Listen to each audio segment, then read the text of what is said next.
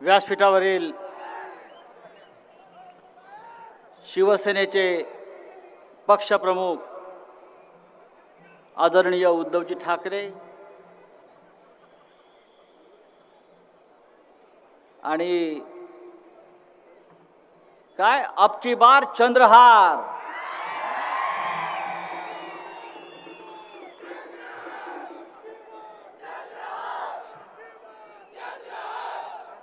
त्यांच्याकडे उद्धवजी त्यांच्याकडे काय डबल इंजिन ट्रिपल इंजिन,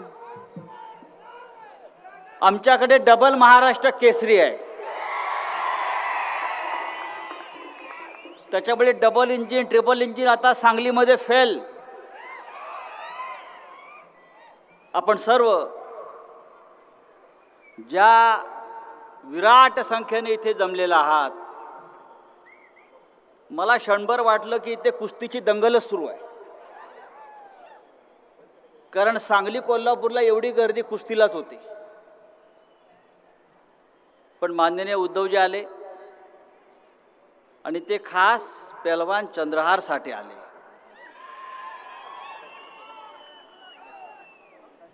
लोकांच्या मनात संभ्रम निर्माण केला जातो. संभ्रम काय आहे? इथे कोण लढणार? या मैदानात चंद्रहारच लढणार. चंद्रहारच जिंकणार. आणि हा महाराष्ट्र डबल केसरी त्याची विजयाची गदा घेऊन, एका हातात मशाल घेऊन दिल्लीच्या संसदेत गेल्याशिवाय राहणार नाही,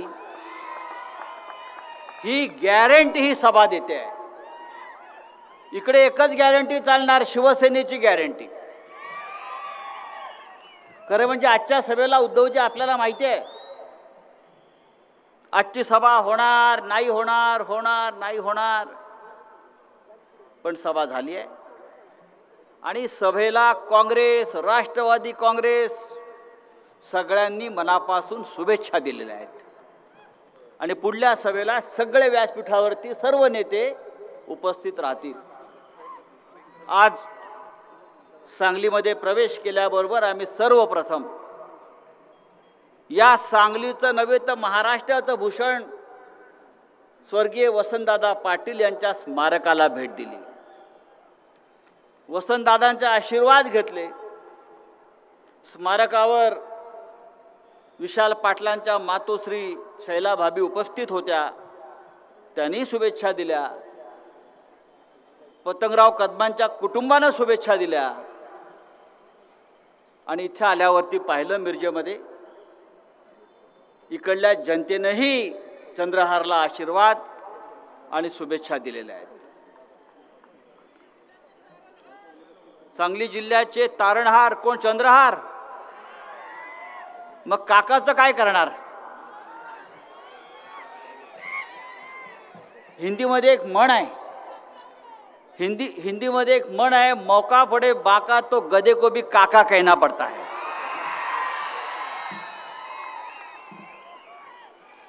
आता ते चालणार नाही. तासगावला पाठवताय, कशाला? कुठेही पाठवा, पण चंद्रहार मात्र दिल्लीत जाईल याच्याविषयी माझ्या मनात शंका नाही. या महाराष्ट्रामध्ये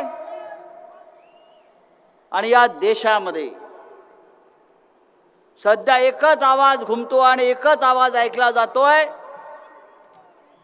तो म्हणजे शिवसेनेचा आणि माननीय उद्धव ठाकरे साहेबांचा. या देशात आज नरेंद्र मोदीला कोणाची भीती वाटत असेल तर ती फक्त माननीय उद्धव ठाकरे साहेबांची. या महाराष्ट्रात यापुढे एकच गॅरंटी चालणार, ती म्हणजे उद्धव ठाकरे साहेबांची. काय एक एक रोज रोज नवीन नवीन गॅरंटी देत सुटलेल्या आहेत.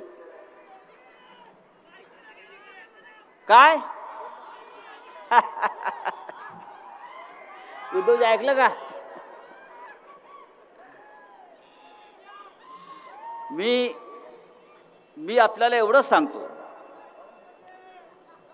की बाबांनो, कोणाविषयी आपल्याला वाईट बोलायचं नाही,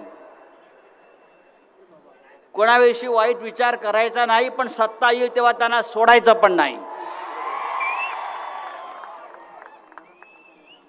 आज चंद्रहार आपल्यासाठी एक शुभ शकुन आहे. समोर आमचे तेजस ठाकरे आपली सभा ऐकायला आलेले आहेत आणि तेजस ठाकरे फार कमी वेळा सभा ऐकायला जातात. आज म्हटले, आज चंद्रहार यांची सभा पाहण्यासाठी आणि ऐकण्यासाठी मला इथे यायचं आहे आणि ते समोर बसून आपली सभा ऐकतायत आणि अनुभव घेत आहेत. या व्यासपीठावरती आपण मगाशी सांगितलं की 25 महाराष्ट्र केसरी आणि 10च्या वर हिंद केसरी या व्यासपीठावरती उपस्थित आहेत. कोणत्याही व्यासपीठावरती इतक्या मोठ्या संख्येनं खेळाडू उपस्थित राहिल्याचं मी पाहिलं नाही, ते सुद्धा एका उमेदवारासाठी. शिवसेना ही दिलेला शब्द पाळणारी संघटना आहे. अमित शहानी बाळासाहेब ठाकरे यांच्या खोलीमध्ये मातोश्रीवर एका पवित्र मंदिरामध्ये माननीय उद्धव साहेबांना दिलेला शब्द पाळला नाही आणि त्यानंतर या महाराष्ट्रामध्ये जे महाभारत घडलं त्या महाभारताच्या आपण सगळे साक्षीदार आहात. तुम्ही जर शब्द पाळला नसाल, तुम्ही दिलेला शब्द राखणार नसाल, तर या महाराष्ट्राचा इतिहास बदलण्याची आणि घडवण्याची ताकद माननीय उद्धव ठाकरे आणि शिवसेनेमध्ये आहे. हे माननीय उद्धवजींनी दाखवून दिलं. हा कुटुंब संवाद मेळावा आहे, जनसंवाद मेळावा आहे. आतापर्यंत गेल्या 2 महिन्यात माननीय उद्धवजींनी 100च्या वर सभा महाराष्ट्रामध्ये घेतल्या. महाराष्ट्राच्या कानाकोपऱ्यामध्ये लोकांनी त्यांचं प्रचंड स्वागत केलं. मग विदर्भ असेल, मराठवाडा असेल, कोकण असेल, कोल्हापूर असेल आणि आज सांगलीमध्ये पोचलेलं आहे. आणि याचा प्रचंड धसका आपल्या विरोधकांनी घेतलेला आहे. शिवसेनेचा एवढा धसका घेतला की महाराष्ट्राचं रक्षण करणारी शिवसेना मराठी माणसाच्या स्वाभिमानासाठी माननीय बाळासाहेब ठाकरेंनी निर्माण केलेली ही शिवसेना या गुजरातच्या 2 नेत्यांनी तोडली फोडली आणि महाराष्ट्र तोडण्याचा त्यांचा प्रयत्न सुरू आहे. आणि आज मी इतकंच सांगेन, ही सांगलीची भूमी उद्धव साहेब महाराष्ट्राच्या प्रत्येक लढ्यामध्ये, संयुक्त महाराष्ट्राच्या लढ्यापासून ते मुंबईच्या निर्मितीच्या लढ्यापासून या सांगलीतला कार्यकर्ता जो मुंबईतला आहे, अगदी वसंतदादा पाटलांपासून ते ठामपणे शिवसेनेच्या मागे उभे राहिलेले आहेत. आणि म्हणून उद्धवजींनी निर्णय घेतला, ज्या वेळेला आपल्याला सांगलीची निवडणूक लढायची आहे आणि सांगलीची निवडणूक जिंकायची आहे. काय आहे ही सांगली? क्रांतिकारकांची भूमी आहे. स्वातंत्र्याच्या लढ्यामध्ये वसंतदादा पाटलांसारखे क्रांतिकारक स्वातंत्र्य सैनिक या भूमीत निर्माण झाले. त्यांनी ब्रिटिशांशी संघर्ष केला, त्यांनी ब्रिटिशांच्या गोळ्या आपल्या छातीवर झेलल्या. तोच हा सांगलीचा जिल्हा आज ठामपणे शिवसेनेच्या मागे उभा राहतोय. तो दुसऱ्या स्वातंत्र्याच्या लढ्यासाठी, जे आपलं स्वातंत्र्य, जे आपली लोकशाही नरेंद्र मोदी आणि अमित शहा यांनी संकटामध्ये आणलेली आहे. हे संकट आपल्याला दूर करायचं. महाराष्ट्रावर 400 वर्षापूर्वी अशा प्रकारचं संकट औरंगजेबाच्या रूपाने आलं होतं. आज जे संकट आपण भोगतोय त्याच प्रकारचं संकट 400 वर्षापूर्वी छत्रपती शिवाजी महाराजांच्या काळामध्ये औरंगजेब महाराष्ट्रावर चाल करून आला होता. तेव्हा सुद्धा हा महाराष्ट्र त्या औरंगजेबाशी संघर्ष करून लढून त्यांनी हा महाराष्ट्र वाचवला. आज मी तुलना करतो की महाराष्ट्रावरती आज दिल्लीच्या आणि गुजरातच्या सुलतानांचा हल्ला का सुरू आहे.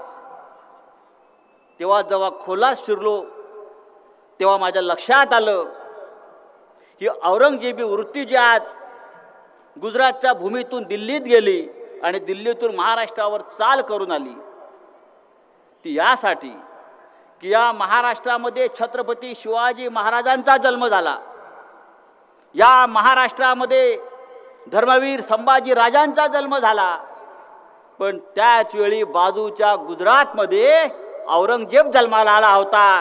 गुजरातमध्ये तुम्हाला माहीत नसेल की औरंगजेबाचा जन्म या गुजरातमध्ये दाहोद नावाच्या गावात झाला आणि त्याच्या बाजूच्या गावामध्ये नरेंद्र मोदीचा जन्म झाला. तेव्हा तुम्हाला कळलं असेल या महाराष्ट्रावर औरंगजेबाप्रमाणे या दिल्लीचे आक्रमण का होत आहेत. जे औरंगजेबानं केलं तेच आज गुजरातचे 2 राज्यकर्ते दिल्लीत बसून करतायत. ज्या गुजरातमध्ये औरंगजेब जन्माला आला त्याच गुजरातमध्ये मोहम्मद अली जिना जन्माला आला, ज्याने पाकिस्तान निर्माण केला. प्रत्येक जमिनीचा भूमीचा एक वैशिष्ट्य असतं. इथे शिवाजी महाराज जन्माला आले, इथे धर्मवीर संभाजीराजे जन्माला आले, इथे देश अखंड ठेवणाऱ्या अखंड शक्ती जन्माला आल्या, इथे हिंदुहृदय सम्राट बाळासाहेब जन्माला आले आणि बाजूच्या राज्यामध्ये गुजरातमध्ये मोहम्मद अली जिना ज्याने पाकिस्तान निर्माण केला तो जन्माला आला, औरंगजेब जन्माला आला. पण एक लक्षात घ्या, औरंगजेबाने काय केलं. औरंगजेब सुद्धा खूप धार्मिक माणूस होता. मग औरंगजेब फावल्या वेळात टोप्या विणायचा, टोप्या, आणि जपमाळ ओढत बसायचा आणि मी फार मोठा मानवतावादी धार्मिक माणूस आहे अशा प्रकारचं ढोंग निर्माण करायचा. औरंगजेबानं सुद्धा या महाराष्ट्रात नव्हे तर या देशामध्ये असा फतवा केला की सगळ्या सरदारांनी माझं गुलाम व्हावं आणि मी फक्त बादशाह. आज या देशामध्ये तीच परिस्थिती आहे. औरंगजेबानं आपल्या भावाला आपल्या वडिलांना सुद्धा सोडलं नाही. आज आपल्या देशामध्ये नेमकी तीच परिस्थिती आहे. औरंगजेबानं अशा पद्धतीनं काम केलं की तो सगळ्यांशी गोड गोड बोलायचा आणि शेवटी पाठीत खंजीर खुपसून ती राज्य आपल्या ताब्यात घ्यायचा. औरंगजेबानं सुद्धा फोडा झोडा आणि राज्य करा हीच नीती अवलंबली आणि गुजरातमधून दिल्लीत गेलेल्या त्याच लोकांनी आज महाराष्ट्राच्या बाबतीत देशाच्या बाबतीमध्ये हीच नीती अवलंबली. पण इतिहासाची पुनरावृत्ती होते, लक्षात घ्या. त्या औरंगजेबाला शेवटी या मर्दांच्या महाराष्ट्रानं या भूमीत गाडलं, त्याची कबर या महाराष्ट्रामध्ये आपण खणली आणि हा इतिहास आपण निर्माण केला. त्याच्यामुळे महाराष्ट्रावर जर कोणी चाल करून येणार असेल तर याद राखा, असं सांगण्यासाठी सांगलीतली सभा आहे. आपण हिंदुत्वाच्या गोष्टी करता, आमच्या हिंदुत्वावर शंका घेता, आमच्या स्वाभिमानावर शंका घेता आणि तुम्ही काय करताय, हिंदुत्वाचं ढोंग करताय. उद्धव साहेब, आपल्याला माहीत असेल, या जनतेलाही माहीत असेल, गेल्या काही दिवसापासून या देशामध्ये निवडणूक रोख्यांचा घोटाळा आपल्या सगळ्यांनी पाहिला असेल. धमक्या देऊन ईडी सीबीआय मागे लावून चोरांच्या सरदारांनी आपल्या बँकेच्या भाजपच्या खात्यामध्ये 8,000 कोटी रुपये गोळा केले. याला म्हणतात हप्ता वसुली. कोणाकडून केले? 1000 नावाले असतील. पण तुम्हाला मी फक्त एक सांगतो, आणि यांचा हिंदुत्वाचा मुखवटा जो आहे तो तुम्हीच त्याच्यामुळे ओरबडून काढाल.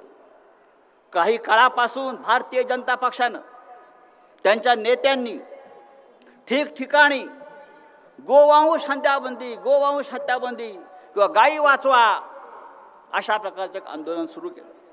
ठिकठिकाणी अनेक निरपराध लोकांना, आमच्या मुस्लिम बांधवांना देशभरामध्ये पकडून त्यांचं मॉब लिंचिंग केलं.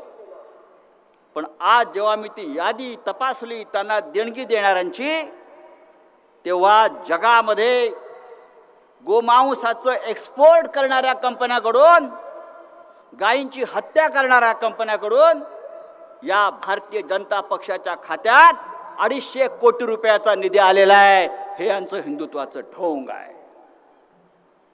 आणि अशा या ढोंगी लोकांचा बुरखा आपण फाडला पाहिजे. या राज्यात आणि या देशामध्ये अशा प्रकारचं ढोंगी चोरांच्या सरदारांचं राज्य क्षणभरही राहता कामा नये. आणि मला खात्री आहे ही मिरजेची सभा ही त्या दृष्टीनं ऐतिहासिक आहे, सांगलीतली सभा त्या दृष्टीनं ऐतिहासिक आहे. सांगलीमध्ये जेव्हा जेव्हा क्रांतीची ठिणगी पडली या भागामध्ये, तेव्हा तेव्हा या महाराष्ट्रामध्ये परिवर्तन झाल्याचं मी पाहिलेलं आहे. या मातीमध्ये, या माणसांच्या मनगटामध्ये ती रग आहे आणि या माणसांच्या डोक्यामध्ये ती आग आहे परिवर्तन करण्याची. आणि म्हणून हे मशाल चिन्ह तुम्हाला त्या आगीची आठवण करून देईल.